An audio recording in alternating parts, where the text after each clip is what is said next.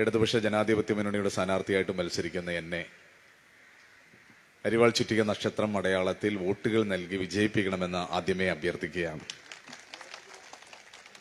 2021 നമ്മൾ ഇതേപോലെ ഒരു യോഗം ചേർന്ന് അന്ന് നിങ്ങൾ തന്ന പിന്തുണയ്ക്ക് ഈ അവസരത്തിൽ ഞാൻ പ്രത്യേകം നന്ദി പറയുകയാണ്. നിങ്ങളെ ഏൽപ്പിച്ച ദൗത്യം ഒരു ജനപ്രതിനിധി എന്ന നിലയിൽ കഴിഞ്ഞ 5 വർഷക്കാലം ഈ മണ്ഡലത്തിലെ ഓരോ വ്യക്തികളുടെയും ഓരോ ആളുകളും അവർ മുന്നോട്ട് വെച്ച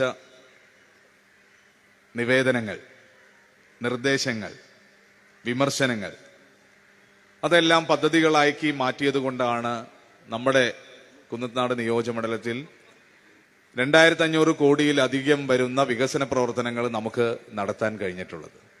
അന്ന് ആദ്യം നമ്മുടെ പ്രകടന പത്രികയെ നിങ്ങൾ എടുത്തു നോക്കിക്കഴിഞ്ഞാൽ അറിയാം, 2021 നമ്മൾ ആദ്യം മുന്നോട്ട് വെച്ചത് കുടിവെള്ളക്ഷാമത്തിന് ശാശ്വതമായ ഒരു പരിഹാരം ഉണ്ടാകുമെന്നുള്ളതായിരുന്നു.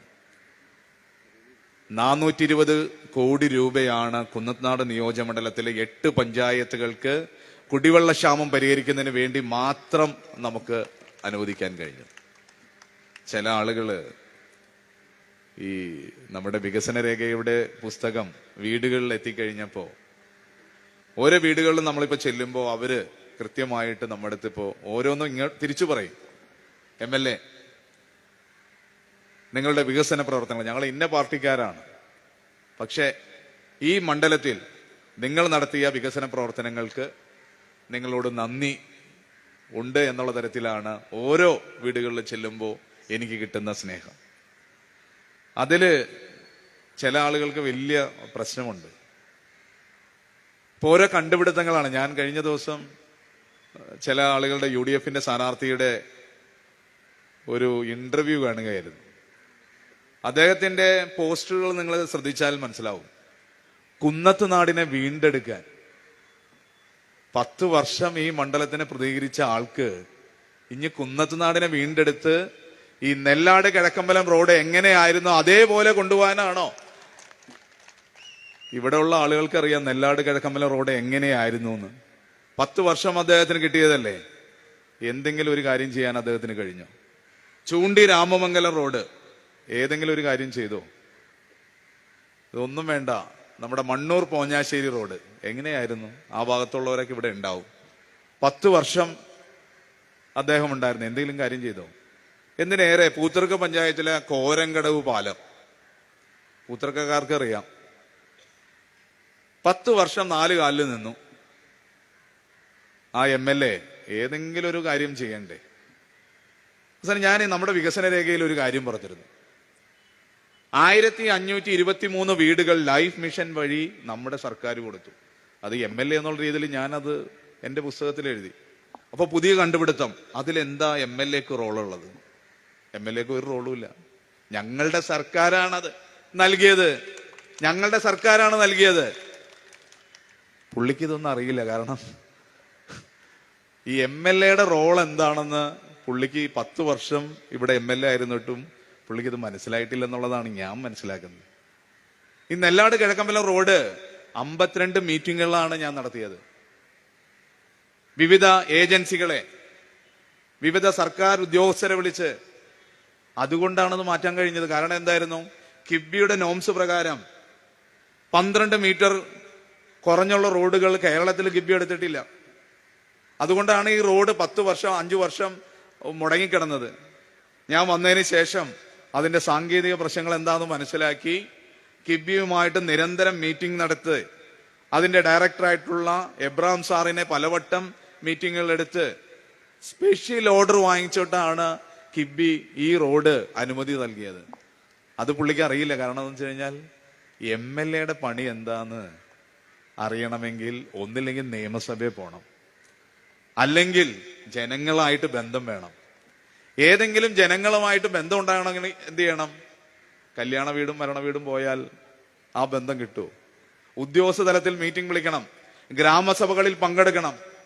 ഗ്രാമസഭകളിൽ ചെല്ലുമ്പോൾ അവിടെ ആളുകൾ പറയും ഇന്നിന്ന പ്രശ്നങ്ങൾ ഈ മണ്ഡലത്തിലുണ്ട്, ഇന്നിന്ന പ്രശ്നങ്ങൾ ഈ പ്രദേശത്തുണ്ട്. കഴിഞ്ഞ 5 വർഷം ഏതാണ്ട് 27,000 മീറ്റിങ്ങുകളാണ് MLA എന്നുള്ള ഇതിൽ ഞാൻ പങ്കെടുത്തിരിക്കുന്നത്. 27,000, ഒന്നും രണ്ടുമല്ല, 27,000 മീറ്റിങ്ങുകൾ. ആ മീറ്റിങ്ങുകൾ പങ്കെടുത്തുകൊണ്ടാണ് ഇത്തരത്തിലുള്ള നിർദ്ദേശങ്ങൾ എനിക്ക് കിട്ടിയത്. ആ നിർദ്ദേശങ്ങളാണ് പദ്ധതികളായി മാറിയത്. നമ്മുടെ സർക്കാർ ഈ മണ്ഡലത്തിൽ പ്രത്യേക ഒരു സഹായം MLA എന്നുള്ള രീതിയിൽ നമുക്ക് തന്നിട്ടുണ്ട്. അതിനുള്ള കാരണങ്ങളെല്ലാം നിങ്ങൾക്കറിയാം. ഇപ്പോൾ വേറൊരു പോസ്റ്റർ, മാറാത്തതും മാറും, അല്ലേ? ആ KK പറയായിരുന്നു, നാറാത്തത് നാറും. മാറാത്തത് മാറും എന്ന് പറഞ്ഞു കഴിഞ്ഞാൽ ഈ ഉത്തരേന്ത്യയിലൊക്കെ ചില കാര്യങ്ങളുണ്ട്. അവിടെ കരോള് പോകുമ്പോൾ അതിനാക്രമിക്കപ്പെടുന്നതാണോ? കേരളത്തിൽ ഇല്ലാത്തതാണത്.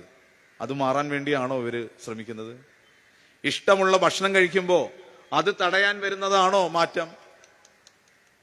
ഏതെങ്കിലും ഇഷ്ടമുള്ള വസ്ത്രം ധരിക്കുമ്പോൾ അത് മാറ്റാനാണോ ഇവർ ശ്രമിക്കുന്നത്? എനിക്ക് മനസ്സിലാകാത്തൊരു കാര്യം, ഇപ്പോഴത്തെ UDF സ്ഥാനാർത്ഥി കഴിഞ്ഞ ദിവസം ഒരു പ്രസ്താവന ഇറക്കിയിരിക്കുകയാണ്. MLA സാബുവിനെതിരെ ഒന്നും പറയുന്നില്ലെന്ന്. വലിയ കണ്ടുപിടുത്തമാണ്, അല്ലേ? പുള്ളി 5 വർഷം ഉറങ്ങിയിരുന്ന് എനിക്ക് തോന്നുന്നത്. കാരണം ഞാൻ ഈ 5 വർഷം ഏറ്റവും കൂടുതൽ പറഞ്ഞ ഈ KK അടക്കമുള്ള ആളുകൾ എന്നെ ഏറ്റവും കൂടുതൽ വിമർശിക്കണം, എന്തിനാ MLA അയാളുടെ പാട്ടിന് വിട്. പുള്ളി ഇപ്പൊ വന്നിട്ട് പറയണേ MLA സാബുവിനെതിരെ ഒന്നും പറയുന്നില്ല. ഞാൻ എന്തു പറയാനാ? ഞാൻ വളരെ ബുദ്ധിമുട്ടിയാണ് പുള്ളീനെ ഓടിച്ച് ഒരു ഗുഹയിലേക്ക് ഇപ്പൊ കയറ്റിയിരിക്കുന്നത്. ആ ഗുഹ ഗേറ്റ് അടച്ചു.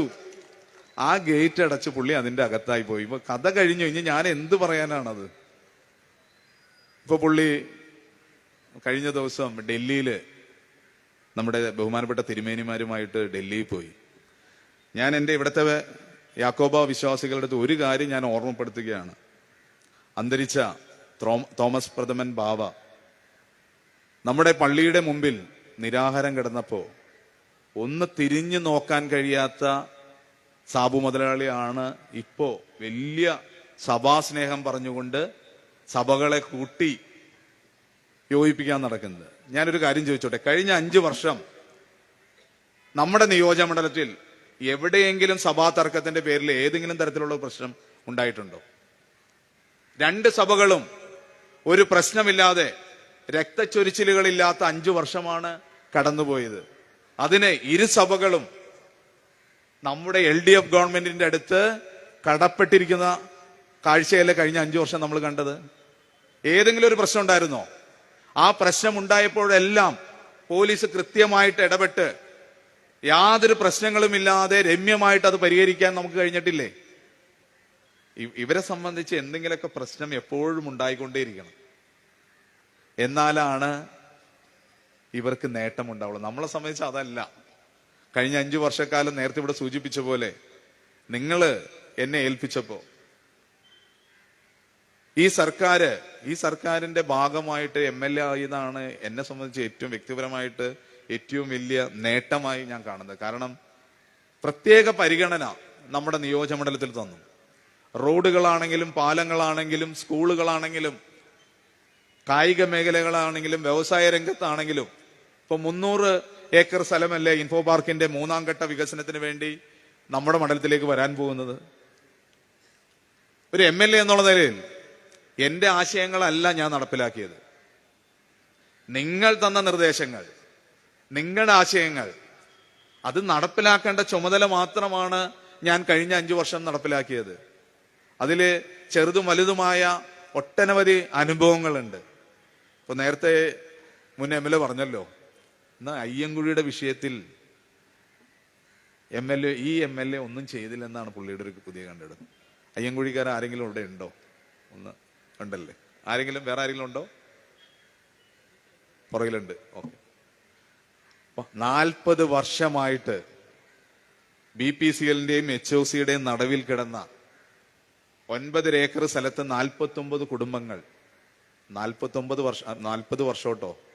ഞാൻ MLA ആകുന്നത് 2021. അയ്യങ്കുഴിക്കാരെ എന്നെ കാണാൻ വരുന്നത് 2023 അവസാനം.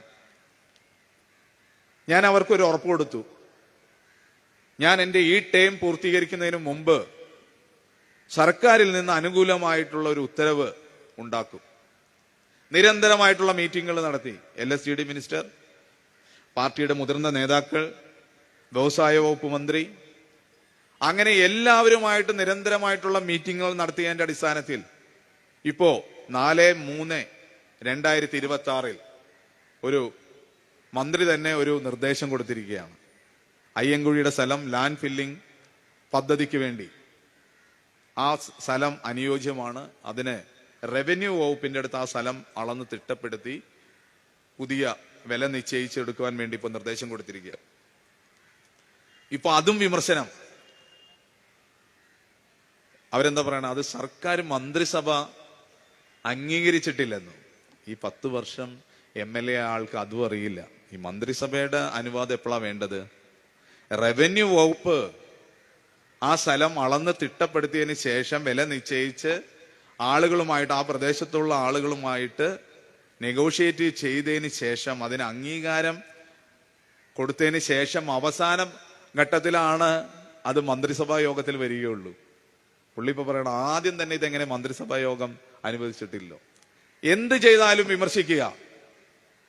ഇവിടുത്തെ ജനങ്ങളെ ബാധിക്കുന്ന ഏതെങ്കിലും ഒരു വിഷയത്തിൽ ഈ പറഞ്ഞ മുൻ MLA സാന്നിധ്യം നിങ്ങൾ എവിടെയെങ്കിലും കണ്ടിട്ടുണ്ടോ? ഇപ്പൊ പാരിയത്തുകാവ് വാഴക്കുളത്ത് 8 SC കുടുംബങ്ങൾ 100 വർഷങ്ങളായിട്ട് അവിടെ താമസിച്ചുകൊണ്ടിരിക്കുകയായിരുന്നു. ഏത് കോടതി ഉത്തരവിന്റെ അടിസ്ഥാനത്തിലാണെങ്കിലും ആ പാവപ്പെട്ട കുടുംബങ്ങളെ അവിടെ നിന്ന് ഒഴിപ്പിക്കാൻ പാടില്ല എന്ന് നമ്മൾ തീരുമാനമെടുത്തു. കാരണം അവർക്ക് കൃത്യമായിട്ട് ആ കേസ് നടത്തുന്നതിൽ അവർക്ക് കഴിയാത്തത് കൊണ്ടാണ് കേസ് തോറ്റുപോയത്. നമ്മളെ ആവശ്യം എന്തായിരുന്നു? നമ്മളുടെ ആവശ്യം അത് അളന്ന് തിട്ടപ്പെടുത്താൻ വരുമ്പോൾ തൊട്ടടുത്തുള്ള ആളുകൾക്ക് കൃത്യമായിട്ട് നിയമപ്രകാരം നോട്ടീസ് കൊടുക്കണം. അഡ്വക്കേറ്റ് കമ്മീഷൻ അത് ചെയ്യാത്തത് കൊണ്ട് നമ്മളത് തടഞ്ഞു. ആ സമരത്തിൽ എത്ര ദിവസം നമ്മുടെ സഖാക്കള് പോലീസുമായിട്ട് യുദ്ധസമാനമായ അന്തരീക്ഷമായിരുന്നില്ലേ? നമ്മളെ തടഞ്ഞില്ലേ? ഇന്ന് ആ 8 കുടുംബങ്ങളും അവിടെ ആരെങ്കിലും ഉണ്ടോ? ആ ഭാഗത്ത് നിന്ന് ആരെങ്കിലും വന്നിട്ടുണ്ടോ? ആ സ്ഥലം സന്ദർശിക്കാൻ ഈ മുൻ MLA വന്നിട്ടുണ്ടോ? എപ്പോഴെങ്കിലും വന്നിട്ടുണ്ടോ? എനിക്കറിയില്ല. വന്നിട്ടില്ല. ആദ്യം ഈ കുന്നത്ത് നാട്ടിലെ ഇതൊന്നും വേണ്ട, എന്റെ അടുത്ത് വന്നിരിക്കുന്ന ആളുകളിൽ കോൺഗ്രസ്സുകാരുണ്ട്, BJPക്കാരുണ്ട്, 2020കാരുണ്ട്. അവരുടെ രാഷ്ട്രീയം നോക്കിയല്ല ഞാൻ ആ കാര്യത്തിലൊന്നും ഇടപെട്ടിരിക്കുന്നത്. പട്ടയ വിഷയങ്ങൾ ഏകദേശം 150ഓളം പട്ടയങ്ങൾ നമ്മൾ നമ്മുടെ നിയോജകമണ്ഡലത്തിൽ കൊടുക്കാൻ കഴിഞ്ഞിട്ടുണ്ട്. മുൻ MLA എനിക്ക് ഒരൊറ്റ അഭ്യർത്ഥനയേ ഉള്ളൂ. മിനിമം കിഴക്കമ്പലത്തിലെ കോൺഗ്രസ്സുകാരെയെങ്കിലും നിങ്ങൾക്കൊന്ന് വിശ്വാസത്തിലെടുക്കാൻ കഴിഞ്ഞിട്ട് നിങ്ങൾ എന്നെ ഒന്ന് ഉപദേശിക്കാൻ വരാം, അല്ലേ? ഇപ്പൊ അമ്പലമേട് കോൺഗ്രസ്, നിങ്ങൾ അവരെ ചെന്നൊന്ന് ഉപദേശിക്കുക. ഓരോ പ്രദേശത്തും, ഞാൻ ഈ മണ്ണിൽ ജനിച്ചു വളർന്ന ആളാണ്, എനിക്കറിയാം ഇവിടുത്തെ സാധാരണക്കാരന്റെ പൾസ് എന്താണെന്ന്. അവരുമായിട്ട് സംസാരിക്കുമ്പോൾ, അവരുടെ പ്രശ്നങ്ങളിൽ ഏർപ്പെടുമ്പോൾ അവരുടെ രാഷ്ട്രീയം നോക്കിയല്ല, എന്റെ അടുത്ത് വരുന്ന ഓരോ വിഷയങ്ങളും കൃത്യമായിട്ട് ഇടപെട്ടുകൊണ്ട്, അതിൽ ചെറുതും വലുതുമായിട്ടുള്ള വിഷയങ്ങളൊക്കെ ഉണ്ട്. ഞാൻ കഴിഞ്ഞ ദിവസം നമ്മുടെ കടമറ്റത്ത് പോയപ്പോ ഒരു അമ്മ, ഒരു 70-75 വയസ്സുണ്ടാവും. ആ അമ്മ പറഞ്ഞത്, മോനെ ഈ പ്രാവശ്യം വോട്ട് നിനക്കാണ്. ഞാൻ ചോദിച്ചു എന്താണ് അതിന് കാരണം? ആ അമ്മ പറഞ്ഞൊരൊറ്റ കാര്യമുള്ളൂ, ഞങ്ങൾക്ക് 2000 രൂപ പെൻഷൻ തരുന്ന ഒരു സർക്കാരിന്റെ ഭാഗമായിട്ടുള്ള MLA ആണ് നീ 2 മാസമോ 3 മാസമോ പെൻഷൻ മുടങ്ങിയാൽ പോലും എനിക്ക് കുഴപ്പമില്ല മോനെ, പക്ഷെ ഈ സർക്കാരിൽ എനിക്ക് വിശ്വാസമുണ്ട്. അത് കേട്ട് കഴിഞ്ഞപ്പോ എനിക്ക് തന്നെ ഒരു അഭിമാനം തോന്നി. കാരണം നമ്മുടെ നിയോജകമണ്ഡലത്തിൽ ഏകദേശം 37,000 വരുന്ന സാധാരണക്കാരായ ആളുകൾക്ക് വിവിധ ക്ഷേമ പെൻഷനുകളുടെ ഏകദേശം 7.5 കോടി രൂപയാണ് ഒരു മാസം നമ്മൾ പെൻഷനായിട്ട് കൊടുക്കുന്നത്. 7.5 കോടി രൂപ. ഇതേപോലെ തന്നെ ഒരു അമ്മ, തങ്കമ്മ ചേച്ചി എന്നാണ് ആ ചേച്ചിയുടെ പേര്, എന്നെ കണ്ടു കഴിഞ്ഞപ്പോ ഞാൻ വെറുതെ ചോദിച്ചു, പെൻഷൻ കിട്ടുന്നുണ്ടോ? കിട്ടുന്നുണ്ട് മോനെ, എനിക്ക് മാത്രമല്ല എന്റെ ഭർത്താവിനും കിട്ടുന്നുണ്ട്. 4,000 രൂപ. എന്റെ മകള് 35 വയസ്സ് മുതൽ 60 വയസ്സ് വരെ 1000 രൂപ. ഇല്ലേ? അപ്പൊ എത്രയായി? 5000 രൂപ. പിന്നെ തങ്കമ്മ ചേച്ചി വേറൊരു കാര്യം കൂടി പറഞ്ഞു, എന്റെ വീട്ടിൽ 30 കിലോ അരി ഒരു മാസം കിട്ടുന്നുണ്ട്. 1 കിലോ അരി സർക്കാർ ആന്ധ്രയിൽ നിന്ന് നമ്മൾ ഇവിടെ വരുത്തി നമുക്ക് സൗജന്യമായിട്ട് തരുമ്പോൾ എത്ര രൂപ നമുക്ക് സർക്കാരിന് ചെലവാകുന്നത്? 52 രൂപ 23 പൈസ. അപ്പൊ 30 കിലോ ആവുമ്പോഴോ 1500, ഏകദേശം 1500 രൂപ. അപ്പൊ എത്രയായി കണക്ക്? ഏകദേശം എല്ലാം കൂടി, പിന്നെ സൗജന്യമായിട്ടുള്ള മരുന്നുകൾ, ഒരു മാസം 7000 രൂപ അടുത്ത് ഒരു വീട്ടിലേക്ക് നമ്മുടെ സർക്കാർ വഴി എത്തുകയാണ്. പിന്നെ കുടുംബശ്രീ, ഈ സർക്കാർ 300 കോടി രൂപയാണ് കുടുംബശ്രീക്ക് വേണ്ടി മാറ്റിവെച്ചിരിക്കുന്നത്. നമ്മുടെ നിയോജകമണ്ഡലത്തിലെ എത്രയോ സഹോദരിമാർക്ക് കുടുംബശ്രീയിലൂടെ സ്വയം സംരംഭകരായി നിന്നുകൊണ്ട് നിരവധിയായിട്ടുള്ള വ്യവസായ സംരംഭങ്ങൾ തുടങ്ങാൻ സാധിച്ചിട്ടുണ്ട്. ഞാനിത് പറയാൻ കാരണം, കഴിഞ്ഞ 5 വർഷക്കാലം നിങ്ങൾ ഏൽപ്പിച്ച ദൗത്യം ഒരു MLA എന്നുള്ള രീതിയിലും നിങ്ങളുടെ ഒരു സഖാവ് എന്നുള്ള രീതിയിലും വളരെ ആത്മാർത്ഥമായിട്ട് ചെയ്തു എന്നാണ് ഞാൻ വിശ്വസിക്കുന്നത്. നിങ്ങൾ ഏൽപ്പിച്ച 1-2 കാര്യങ്ങളുണ്ടായിരുന്നു. മുതലാളിയുമായിട്ട്, ഒരു കോർപ്പറേറ്റ് മുതലാളിയുമായിട്ട് ഒരിക്കലും സന്ധി ചെയ്യരുത്. അത് ഇന്ന് വരെ ഞാൻ സന്ധി ചെയ്തിട്ടില്ലെന്ന് വളരെ അഭിമാനത്തോടു കൂടി പറയാൻ ഞാൻ ആഗ്രഹിക്കുകയാണ്. വികസനം, നമ്മുടെ നാട്ടിൽ ഒളിഞ്ഞു കിടക്കുന്ന റോഡുകൾ നന്നാക്കണം. ഏതാണ്ട് എല്ലാ റോഡുകളും BMBC നിലവാരത്തിലേക്ക് മാറ്റാൻ കഴിഞ്ഞിട്ടുണ്ട്. നമ്മുടെ വിദ്യാലയങ്ങൾ ഏകദേശം 53 LP UP സ്കൂളാണ്. ഏതാണ്ട് എല്ലാ സ്കൂളുകൾക്കും പുതിയ കെട്ടിടങ്ങൾ വന്നിട്ടുണ്ട്. ഗ്രൗണ്ട് ഇല്ലാത്ത പഞ്ചായത്തുകൾ, ഒരു പഞ്ചായത്തിൽ ഒരു കളിക്കളം. ഇന്ന് എറണാകുളം ജില്ലയിൽ ആദ്യമായിട്ട് സിന്തറ്റിക് ട്രാക്കുള്ള ആകെ ഒരു ഗവൺമെന്റ് സ്കൂള്, അത് നമ്മുടെ സ്കൂളാണ്, കടയിരിപ്പ് സ്കൂളാണ്. 3 കോടി രൂപ അനുവദിച്ച് അതിന്റെ പണി തുടങ്ങി. മുടിക്കൽ സ്കൂള് ഇപ്പൊ 3 കോടി രൂപയുടെ പുതിയ കെട്ടിടം വന്നു, പുതിയ ഗ്രൗണ്ടും 6 കോടി രൂപ. എനിക്ക് തോന്നുന്നു മുടിക്കലിന്റെ ചരിത്രത്തിൽ ഇത്രയധികം പൈസ കിട്ടിയിട്ടുണ്ടോന്ന് സംശയമാണ്. പല പഞ്ചായത്തുകളും. പിന്നെ 110 കോടി രൂപയാണ് നമ്മുടെ കുന്നത്താട് പഞ്ചായത്തിൽ കുടിവെള്ള ക്ഷാമം പരിഹരിക്കുന്നതിന് വേണ്ടി മാത്രം കൊടുത്തിട്ടുള്ളത്. കണക്കുകൾ ഞാൻ ഇതൊക്കെ പറയാൻ കാരണം എന്താണെന്നറിയോ? ചില ഓർമ്മപ്പെടുത്തലുകൾ ആവശ്യമാണ്. നിങ്ങൾ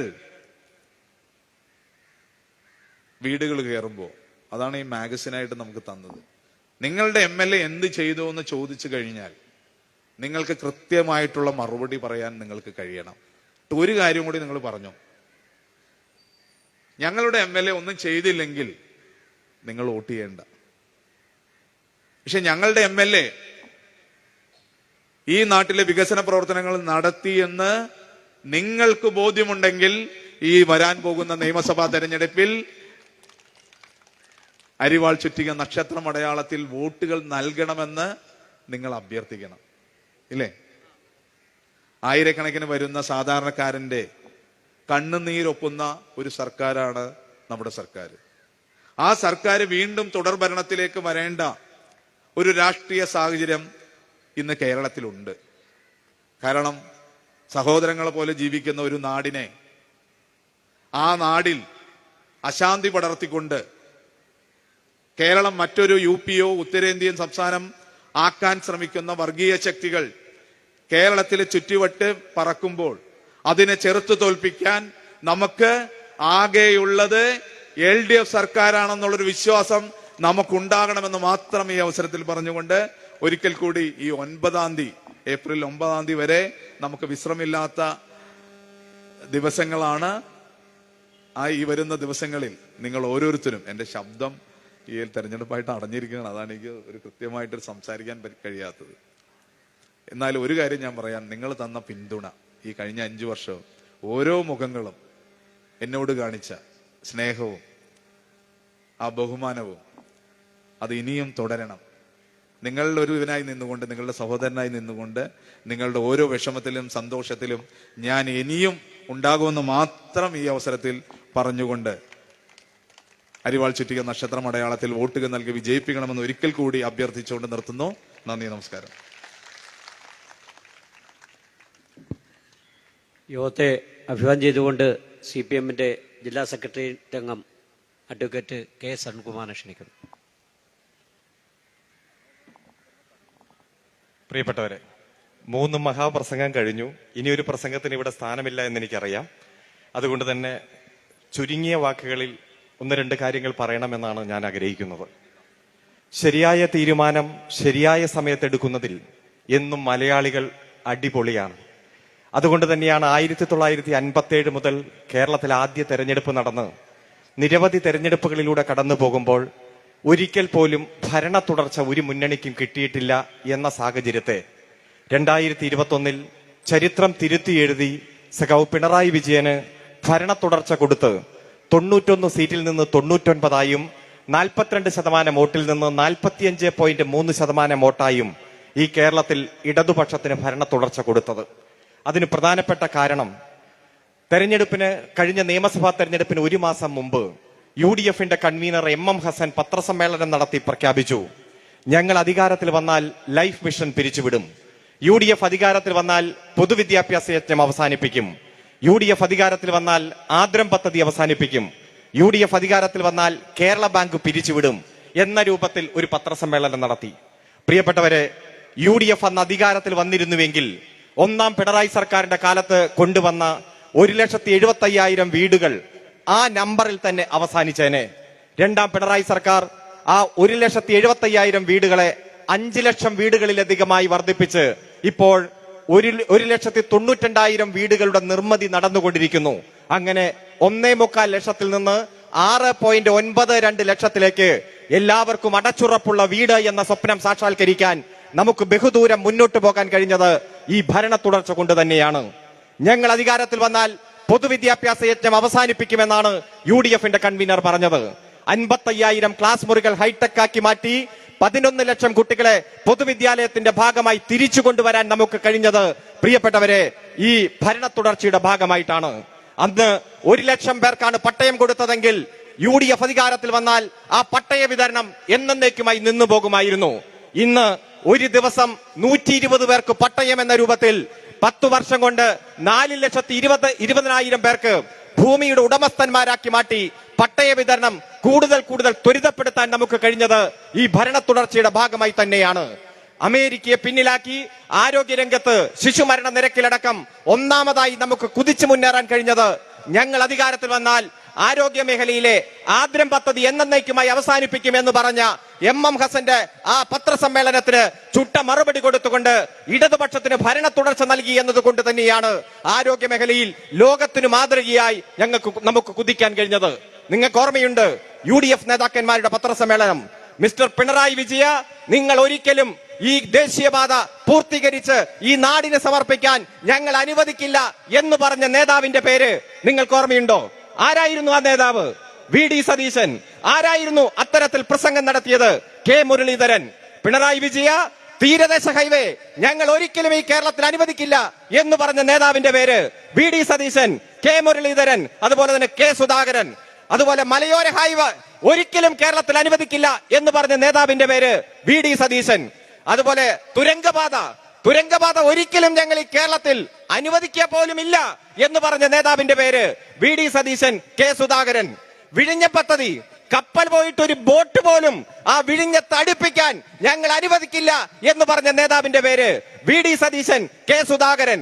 അങ്ങനെ എത്രയോ പ്രഖ്യാപനം. പ്രിയപ്പെട്ടവരെ, ഈ കേരളത്തിന്റെ പശ്ചാത്തല വികസന രംഗത്ത്, സാമൂഹ്യ സുരക്ഷാ രംഗത്ത് ഒരിക്കലും നടക്കില്ലെന്ന് പറഞ്ഞ വികസന പ്രവർത്തനങ്ങൾ സമയബന്ധിതമായി പൂർത്തീകരിച്ച് നാടിന് സമർപ്പിക്കാൻ ഇച്ഛാശക്തിയോടെ പിണറായി വിജയന്റെ നേതൃത്വത്തിൽ ഇടതുപക്ഷ ജനാധിപത്യ മുന്നണി മുന്നോട്ട് പോകുമ്പോൾ എല്ലാം തകർത്ത് തരിപ്പണമാക്കാൻ ശ്രമിച്ചവരാണ് UDF, കോൺഗ്രസ്, BJP.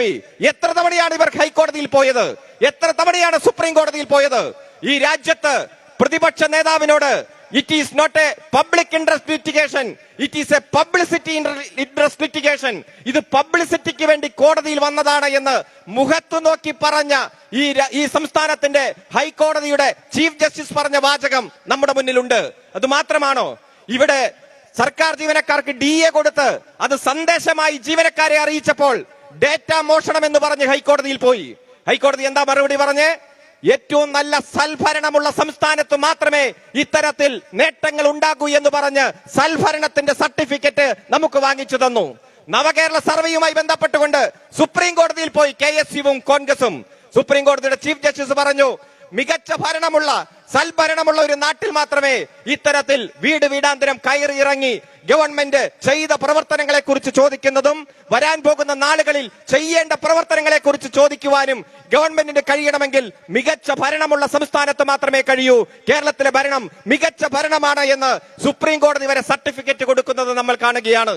ഞാനിത് സൂചിപ്പിച്ചത് എല്ലാ നേട്ടങ്ങളെയും തകർത്ത് ഈ ഗവൺമെന്റ് ഓരോ മേഖലയിലും നടത്തിയ വികസന പ്രവർത്തനങ്ങൾ തകർത്ത് ആ കെട്ട കാലത്തേക്ക് നമ്മെ കൊണ്ടുപോകാൻ വേണ്ടിയിട്ടുള്ള കൃത്യമായിട്ടുള്ള ഇടപെടലാണ് UDFും BJPയും കുത്തക മാധ്യമങ്ങളും സംഘം ചേർന്നുകൊണ്ട് ഇവിടെ നടത്തിക്കൊണ്ടിരിക്കുന്നത്.